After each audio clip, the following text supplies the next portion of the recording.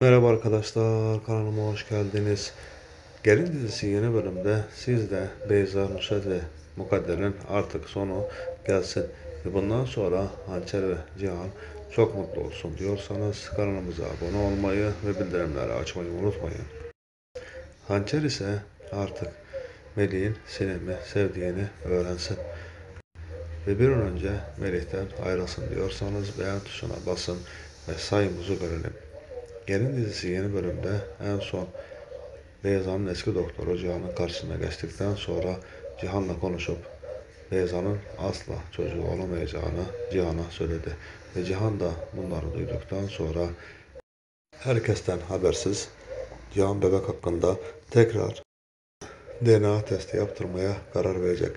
Sinem ise en son Beyza'nın parmağındaki yüzüğü gördükten sonra tam bir hayal kırıklığı yaşayacak. Çünkü Sinem'in tek amacı Hançer'in tekrar Cihan'a dönmesi ve Melih ile hayatına yeni bir başlangıç yapmak.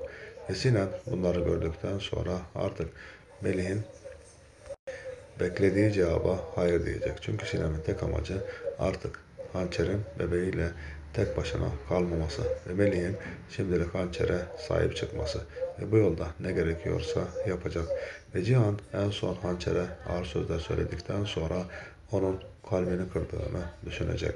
Ve Hançer yeni bölümlerde her ne kadar Cihan'la konuşup artık Melih'le konaktan gideceğini söylese de Cihan kendisini bir süreliğine daha beklemesini isteyecek. Çünkü yeni bölümlerde artık DNA testini aldıktan sonra Beyza'nın nikah tazeleyeceği zaman bütün her şeyi herkese gösterecek.